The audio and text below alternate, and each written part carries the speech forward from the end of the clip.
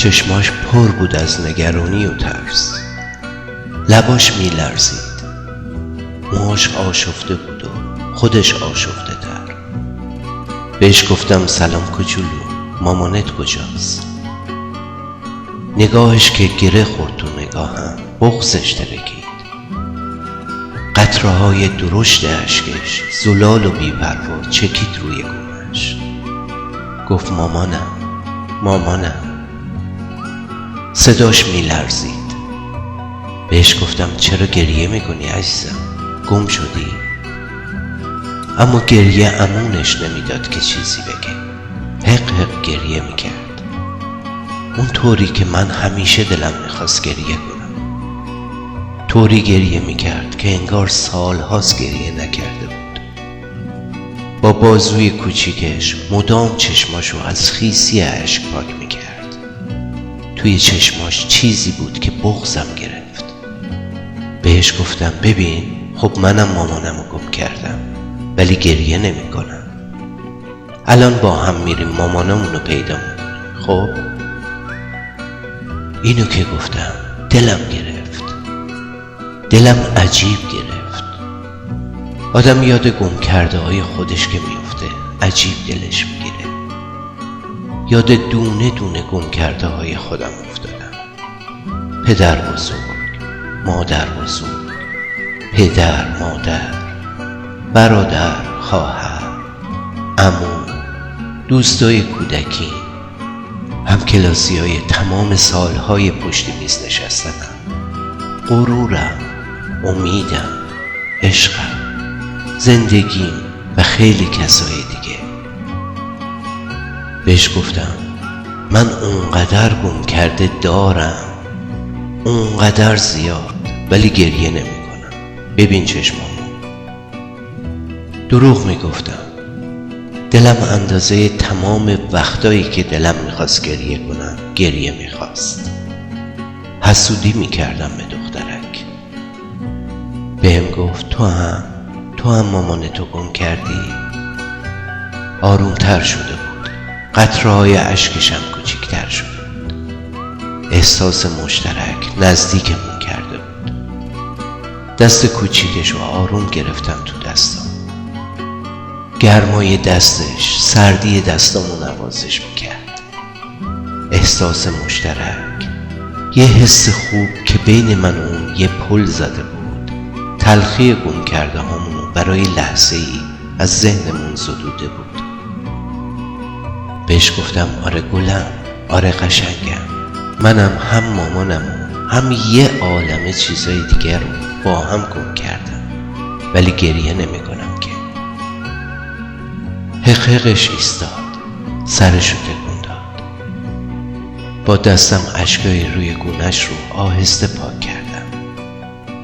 پوست صورتش اونقدر لطیف و نازک بود که یه لحظه از ترس اینکه مبادا صورتش بخراشه دستمو کشیدم کنار. بهش گفتم گریه نکن دیگه، خب؟ بهم گفت خب. زیبا بود. چشمانش درشت و سیاه با لبای عنابی و قلبه‌ای. لطیف بود، لطیف و نو مثل تولد، مثل گلبرگ های گل ارکیده. گیسوان آشفته و مشکیش بلند و مجرد. بهش گفتم اسمت چیه دخترکم؟ گفت سارا. گفتم به به چه اسم قشنگی، چه دختر نازی. اون بغضشو شکسته بود و گریهشو کرده بود. سارا دستی رو یافته بود برای نوازش گونه‌اش و پناهی رو جسته بود برای آسودنش. امیدی رو هم پیدا کرده بود برای یافتن گم شدهش. و من نه بغضم رو شکسته بودم که اگر میشکستم کار هر دوتامون خراب میشد، و نه دستی رو یافته بودم و نه امیدی و نه پناهی. باید تحمل میکردم حداقل تا لحظه‌ای که مادر این دختر پیدا میشد و بعد باز میخزیدم در پس کوچه‌ای تنگ و اشکای خودم با پک‌های دود میفرستادم به آسمون. باید صبر میکردم. بهش گفتم خب کجا مامانتو گم کردی؟ با تهمونده‌های حقحقش گفت همینجا. نگاه کردم به دور و بر، به آدم‌ها، به شلوغی و دود و صداهای درهم و سیاهی‌های گذران و بی‌تفاوت. همه چیز ترسناک بود. از این پایین آدم‌ها انگار نه انگار می رفتند و می اومدند و می خندیدند و توف به زمین می انداختند و به هم تنه می زدند. بلند شدم و ایستادم. حالا خودم هم شده بودم درست عین سارا. دخترک دستم و محکم تو دستش گرفته بود و من محکمتر از اون دست اون. بهش گفتم نمیدونی مامانت از کدوم طرف رفت؟ دوباره بغضش گرفت انگار. سرشو تکون داد که نه. منم نمیدونستم. حالا همه چیزمون عین هم شده بود. نه من میدونستم گم کردم کدوم سرزمین رفتم و نه سارا. هر دومون انگار همین الان از کره دیگه اومده بودیم روی این سیاره گرد و شد. بهش گفتم ببین سارا، ما هر دوتامون فرشته ایم. من یه فرشته گونده سیبیلو، تو هم فرشته کوچولوی خوشگل. برای اولین بار از لحظه آشناییمون لبخند زد. یه لبخند کوچیک و زیرپوستی و چقدر معصومانه و صادقانه و ساده قدم زدیم با هم. قدم زدن مشترک همیشه برام دوست داشتنی بوده، اونم با یه نفر که حس مشترک باش داری، با اون که دیگه محشره. حتی اگه حس مشترک گم کردن عزیزترین چیزا باشه. هدفمون یکی بود، من پیدا کردن گم کرده های اون و اونم پیدا کردن گم کرده های خودش. بهش گفتم آدرس خونتون رو نداری؟ لبش رو برچید، ابروهاشو بالا انداخت. گفتم یه نشونه، یه چیزی، هیچی یادت نیست؟ گفت چرا؟ جلوی خونمون یه گربه سیاهه که من ازش میترسم، با یه آقاهه که آدامس و شکلات میفروشه. خندم گرفت، بلند خندیدم و بعد خندم کش دادم. آدم یه احساس خوب و شاد که بهش دست میده باید هی کشش بده، هی عمیقش کنه. سارا با تعجب نگام میکرد. بهم گفت بلدی خونمونو؟ دستی کشیدم به سرش. گفتم راستش نه، ولی خونه ما هم همین چیزا رو داره، هم گربه سیاه رو، هم آقاه آدامس فروش و شکلات فروش رو. لبخند زد و بیشتر خودشو به من چسبید. یه لحظه احساس عجیب و گرمی توی دلم شکفت. کاش این دخترک دختر من بود. کاش میشد منم با دخترم قدم بزنیم. کاش میشد من با دخترم قدم بزنیم تو شهر، فارغ از دغدغه ها و شلوغی ها. همه آدم بزرگا رو مسخره کنیم و قهقه بزنیم. کاش میشد منو. دستمو یه دفعه کشید. گفتم جانم. نگاش به ویترین یه مغازه مونده بود. گفت از اون شکلاتا خیلی دوست دارم. گفتم ای شیطون، از اینا؟ گفت گفتم منم از اینا دوست دارم، الان واسه هر دومون میخرم. خب؟ گفت خب از اون قرمزاش. گفتم چشم. هر دو فارغ از حس مشترک تلخمون شکلات قرمز شیرینمون رو میمیکیدیم و میرفتیم به یه مقصد نامعلوم.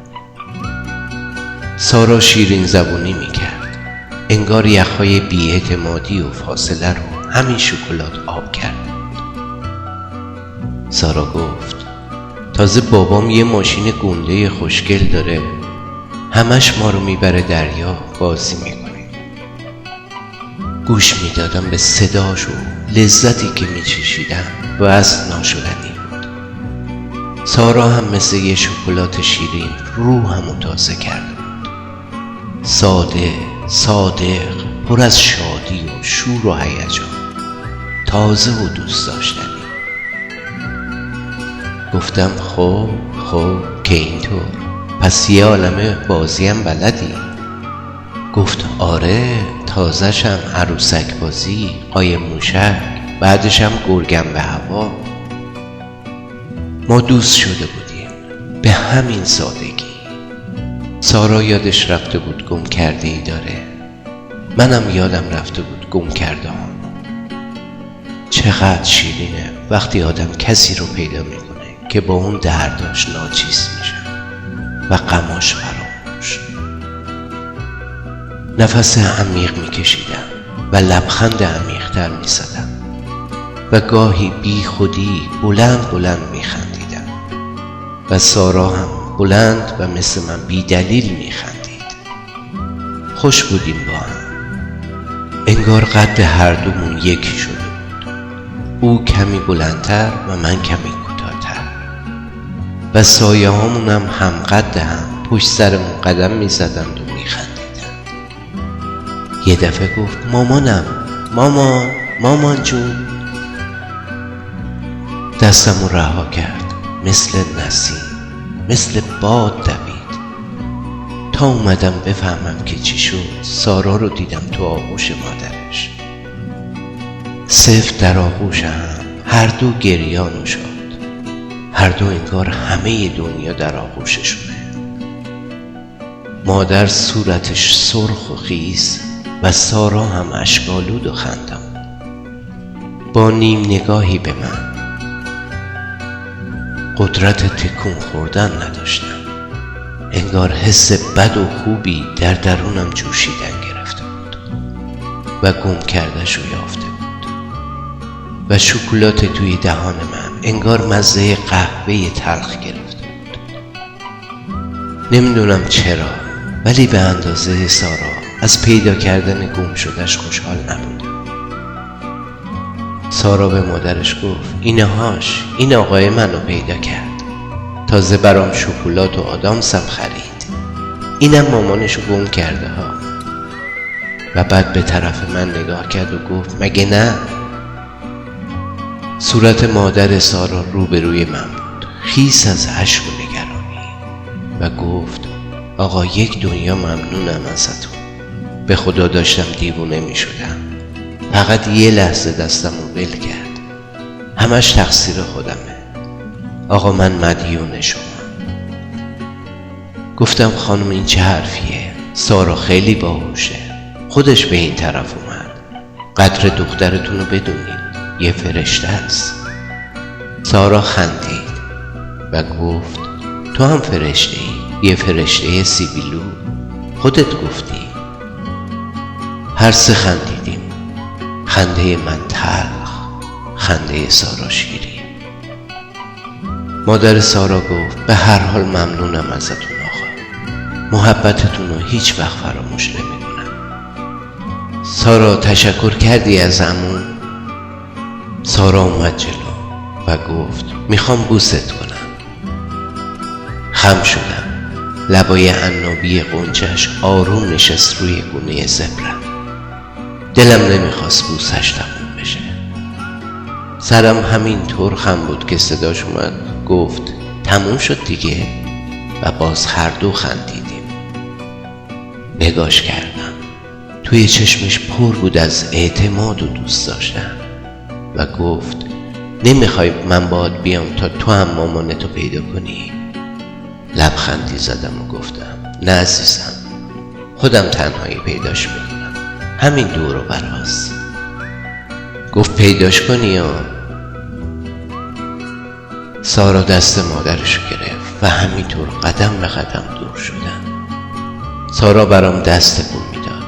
سرشو برگردونده بود و لبخند میزد. داد زد خداحافظ عمو سیبیلوی بی سیبیل. انگار تو راه رفتن مادرش بهش گفته بود که این آقایی که سیبیل نداشت. خندیدم. پیچیدم توی یک کوچه‌ای که بعدش پس کوچه بود. یه لحظه یادم اومد که ای داده بیداد، آدرسشو نگرفتم که. هراسون دویدم، کسی نبود.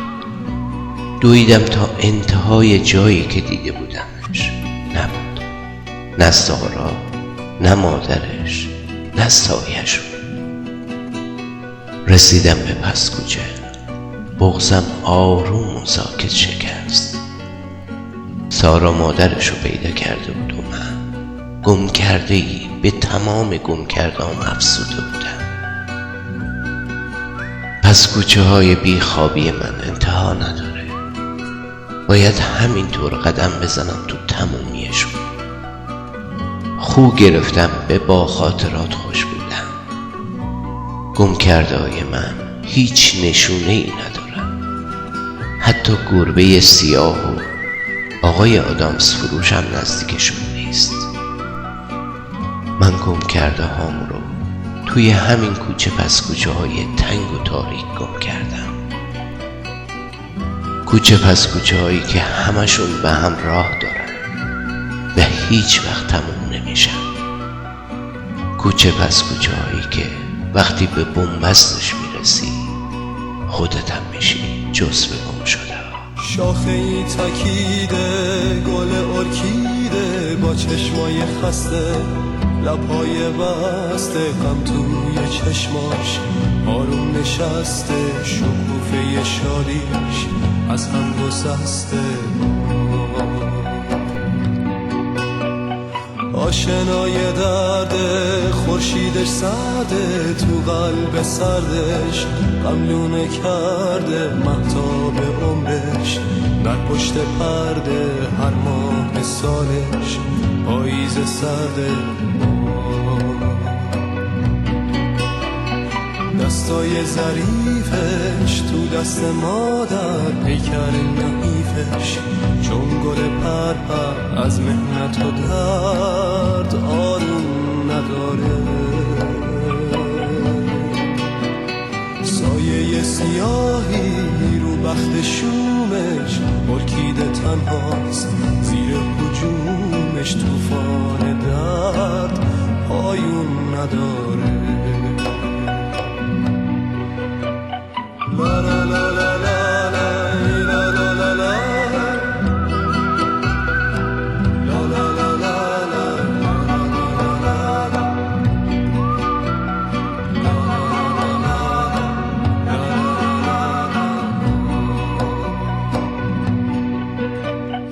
دست من و تو میتونه با هم قصری بسازه، با رنگ شبنم شکوفه‌ای که غمگین و سرده، گل ارکیده است نمیره کم کم. بیا نذاریم گل ارکیده، گلی که چهرش پاک و سپیده، که توی پاییز شاخه‌ای بیده، بهار ندیده بمیره کم کم. دستای ظریفش تو دست مادر، پیکر نحیفش چون گل پرپر، از محنت و درد آروم نداره. سایه سیاهی رو بخت شومش، ارکیده تنها